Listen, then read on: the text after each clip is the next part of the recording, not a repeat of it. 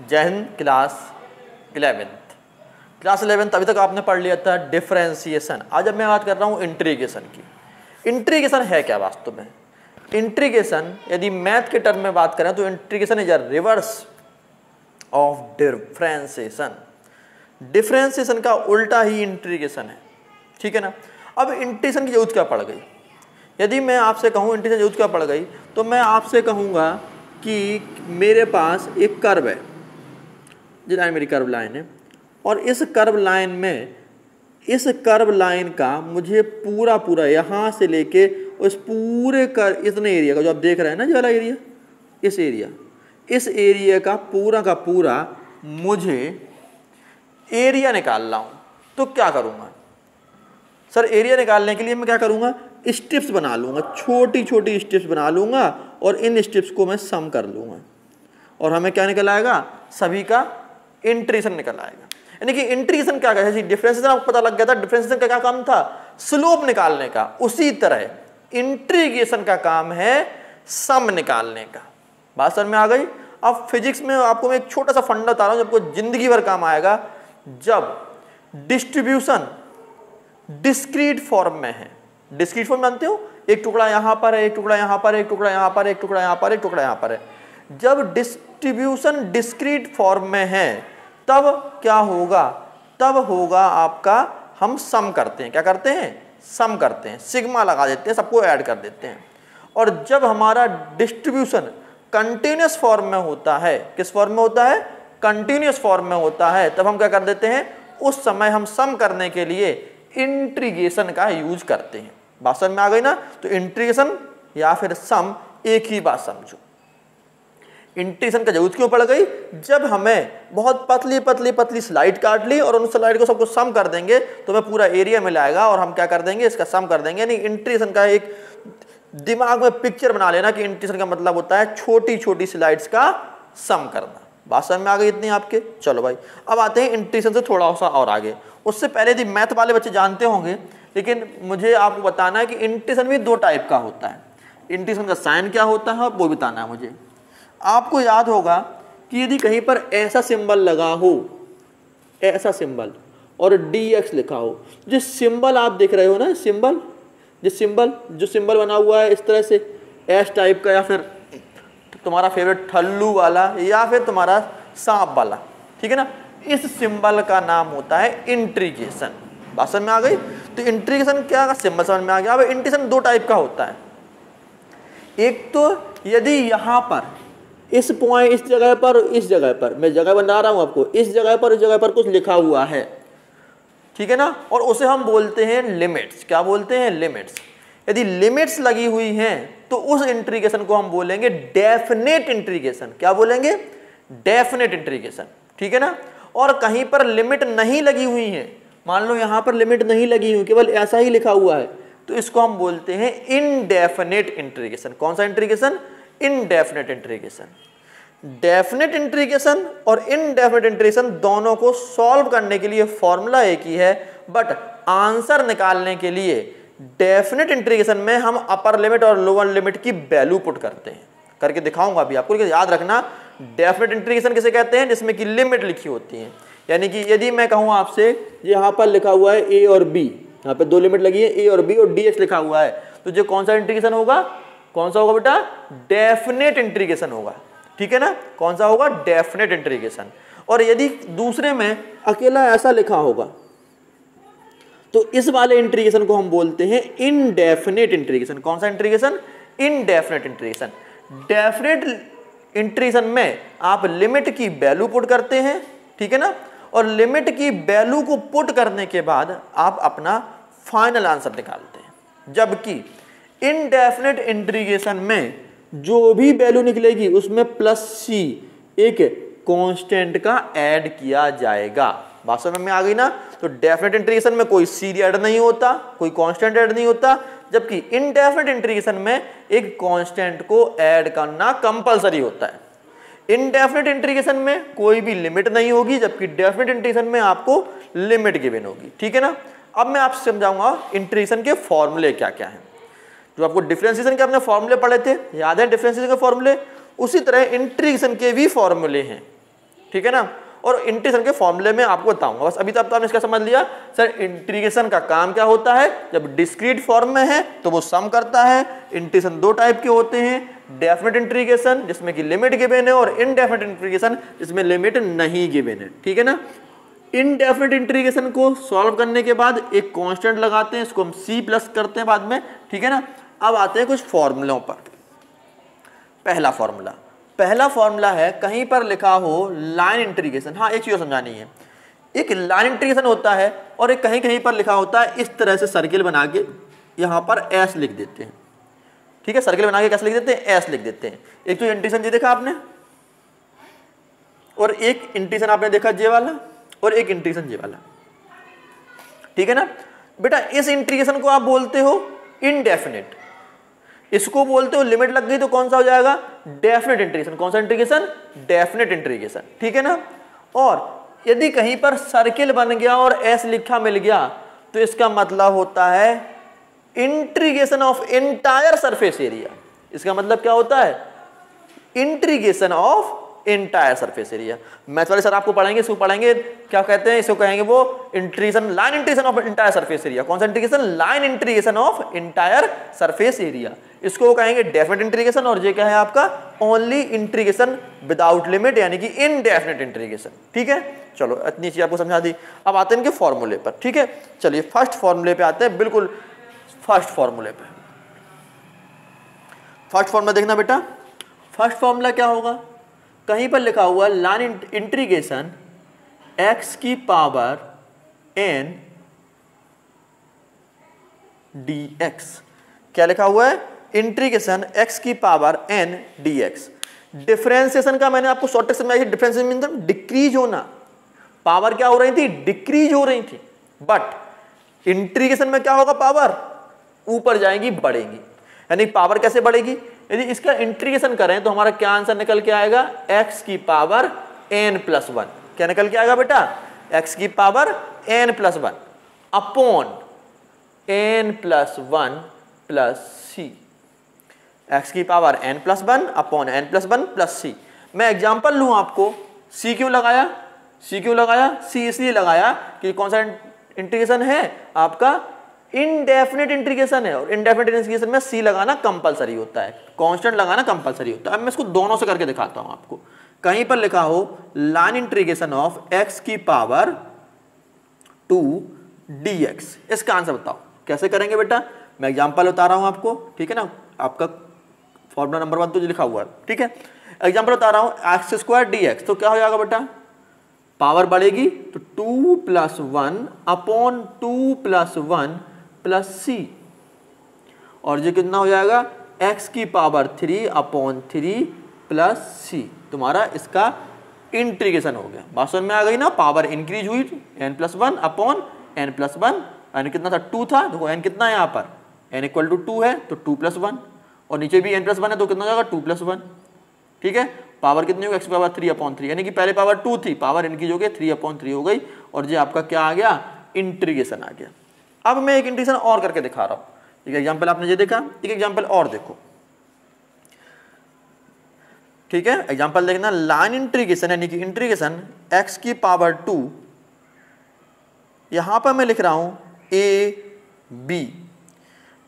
क्या लिखा हुआ है, a b। ये क्या लिखी, लोअर लिमिट, इसे हम बोलते हैं लोअर लिमिट। क्या बोलते हैं, लोअर लिमिट। ऊपर वाले को क्या बोलेंगे, अपर लिमिट, ठीक है ना। ये कौन सी लिमिट है, अपर लिमिट, ठीक है ना। और इसको क्या बोलेंगे हम लोग, लोअर लिमिट, ठीक है ना, लोअर लिमिट, ठीक है ना।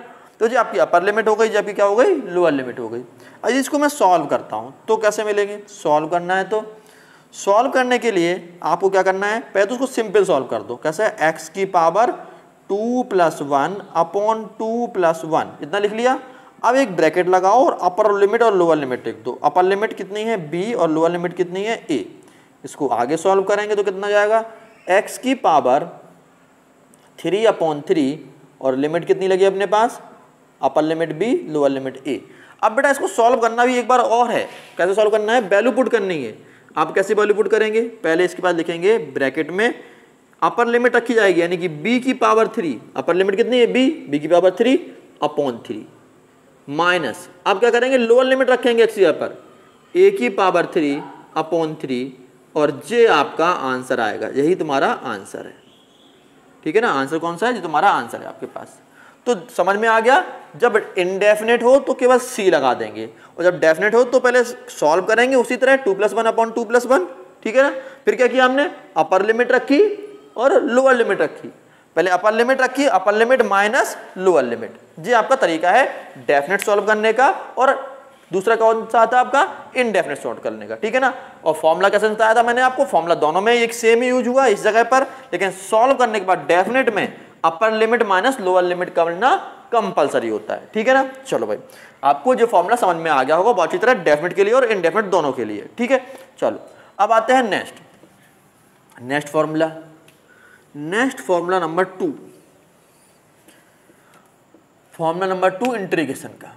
मैं कोई कंफ्यूजन नहीं कर रहा हूँ, बड़े प्यार से धीरे से पढ़ते जाइए, कोई कठिन नहीं है। ठीक है ना, बहुत से बच्चे कहते हैं कि कठिन है, कठिन, कोई कठिन नहीं है। कहीं पर लिखा होगा लाइन इंटीग्रेशन ऑफ dx, यानी कि इंटीग्रेशन का साइन लगा दिया और dx लिख दिया। अब इसका क्या होगा, इसका हमेशा होता है x + c क्यों लगाया, क्योंकि भैया लिमिट नहीं गिवन। ठीक है, मैं एग्जाम्पल लेता हूँ, एग्जाम्पल लिखा हुआ है इंटीग्रेशन dx, तो इसका क्या हो जाएगा x + c, सीधा आंसर आ गया।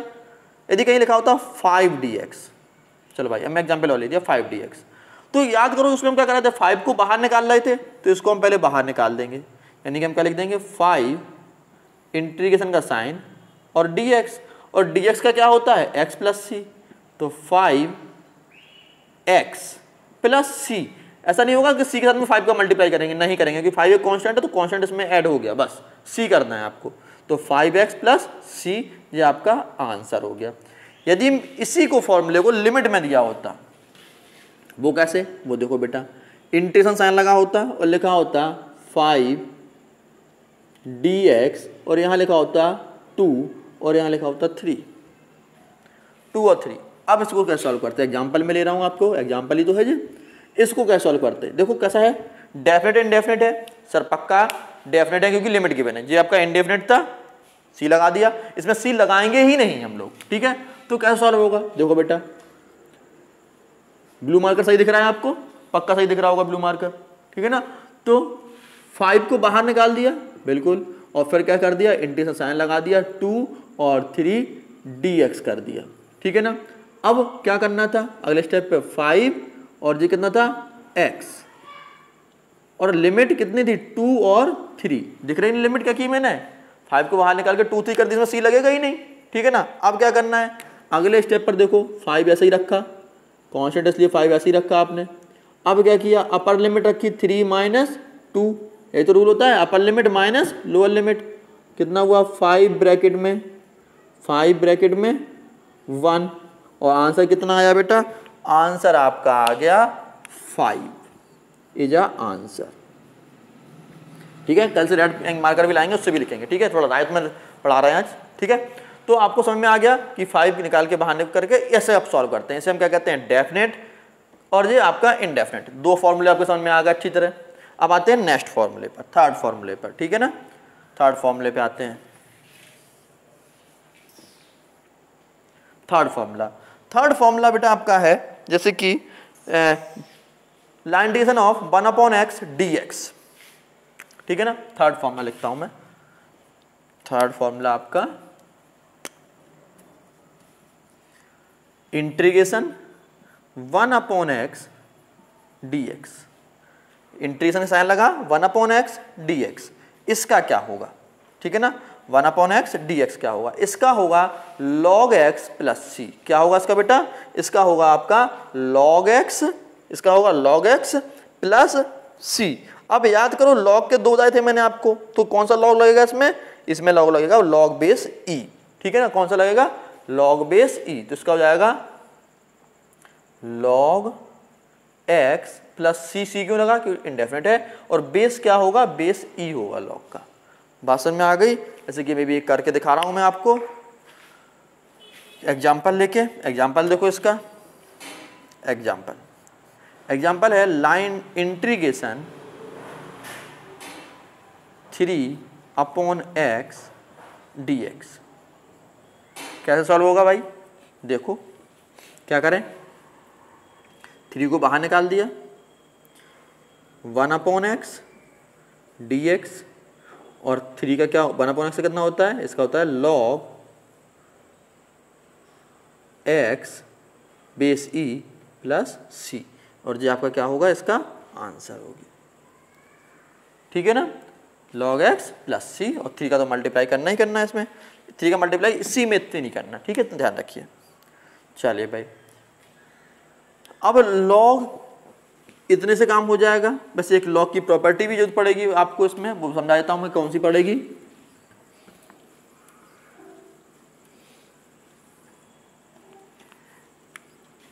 मैं कहूं लाइन इंटीग्रेशन ऑफ 2 to 3, चलो a to b लिखता हूं, 2 to 3 नहीं कर रहा हूं, a to b एग्जाम्पल लेता हूं। ठीक है ना, एग्जाम्पल है आपका, और लिखा हो 1/x dx। कैसे करेंगे सॉल्व? इसको सॉल्व करने के लिए आप क्या लिखेंगे? इसको आप लिखेंगे log x, लेकिन इसकी कौन सी लिमिट लगेगी? अपर लिमिट a और b। ठीक है ना, अब क्या करेंगे? जहां x लिखा है वहां पर पहले अपर लिमिट रखी जाएगी, फिर कौन सी रखी जाएगी? लोअर लिमिट रखी जाएगी। जहां पहले x लिखा वहां पे क्या रखेंगे? पहले अपर लिमिट रखेंगे, फिर क्या रखेंगे? लोअर लिमिट रखेंगे। तो देखना बेटा क्या जाएगा? log b minus log a, base दोनों में e रहेगा, मैं लिख नहीं रहा हूं।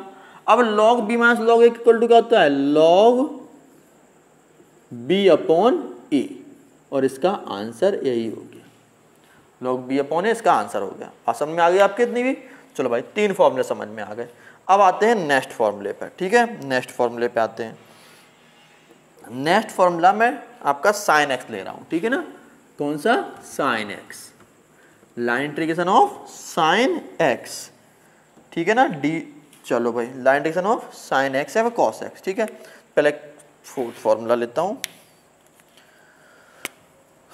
Fourth formula, integration of sin x dx।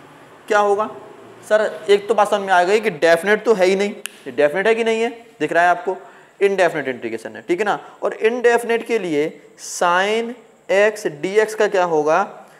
Minus c तो पक्का लगना है इसमें, आपको बताइए। उसका हो जाएगा माइनस cos x प्लस सी, माइनस cos x प्लस सी।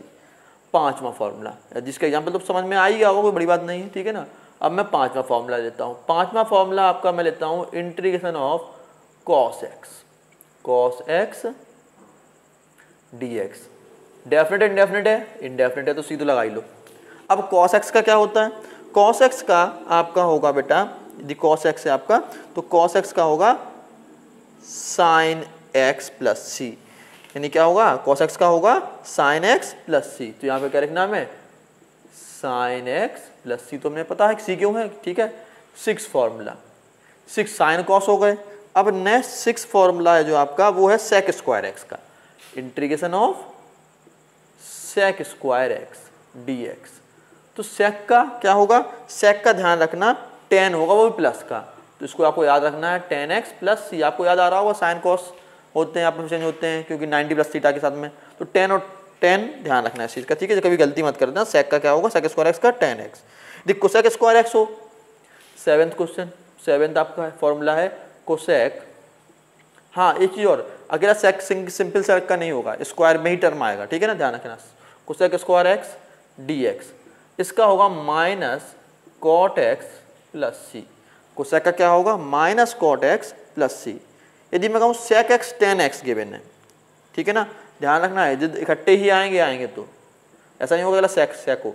तो 7th 8th को है आपका sec x tan x और फिर हो dx। तो इसका क्या होगा? sec x tan x dx का क्या होगा? इसका होगा sec x प्लस सी। क्या होगा? sec x प्लस सी। ठीक है ना, कितने फॉर्मूले हो गए? 8 फॉर्मूले हो गए। चलिए भाई, नेक्स्ट लेते हैं। नेक्स्ट है आपका cosec x। Next 9th formula, 9th formula होगा आपका cosec x cot x, nine formula cosec x cot x d x. Cosec x cot x d x, इसका क्या होगा, इसका बेटा होगा minus cosec x plus c. 10th फॉर्मूले पे आते हैं, 10th फॉर्मूला। अब 10th फॉर्मूले का बाहर आपका फिल हो जाएगा तो मैं रफ कर दूंगा, ठीक है ना। देखते हैं टाइम पूरा हुआ कि नहीं हुआ आपका। नेक्स्ट आपका फॉर्मूला है 10th फॉर्मूला, यदि मैं कहूँ लाइन इंटीग्रेशन ए एक्स प्लस, हाँ इसका मैं एग्जाम्पल करके दिखाऊंगा। लाइन इंटीग्रेशन जो आपका इंपॉर्टेंट फॉर्मूला है, line integration of a x plus b की पावर एन डी एक्स। क्या लिखा हुआ है, line integration of a x plus b की पावर एन डी एक्स। तो इसका क्या होगा, इसका होगा बेटा ए एक्स प्लस बी, ठीक है ना, ए एक्स प्लस बी की power whole power n plus one upon, upon क्या होगा ए ब्रैकेट में n plus one plus c. थोड़ा ध्यान रखना इस फॉर्मूले का, जरूरत पड़ती है इसकी कई बार हमें। क्या होता है, ए एक्स प्लस बी की power n plus one upon a bracket में n plus one plus c. I think आपको समझ में आ गया होगा अच्छी तरह। अब समझ में आ गया तो आपको फॉर्मूले खुद याद करने हैं, ठीक है। मैंने यहाँ तक के आपको एग्जाम्पल करा दिए हैं जो इंपोर्टेंट की जरूरत है, इसकी जरूरत पड़ेगी तो भी कराऊंगा एग्जाम्पल, ठीक है ना। मिलते हैं नेक्स्ट वीडियो में। उसके पहले आपको क्या करना है, सब्सक्राइब करना ही करना है और करवाना ही करवाना है, ठीक है ना, ये जरूरी है, ठीक है। तभी मुझे मोटिवेशन मिलेगा अच्छे वीडियो बनाने का। सब्सक्राइब करिए और कराइए, लाइक करिए, शेयर करिए, ठीक है। मिलते हैं नेक्स्ट वीडियो में, तब तक के लिए गुड बाय बच्चों।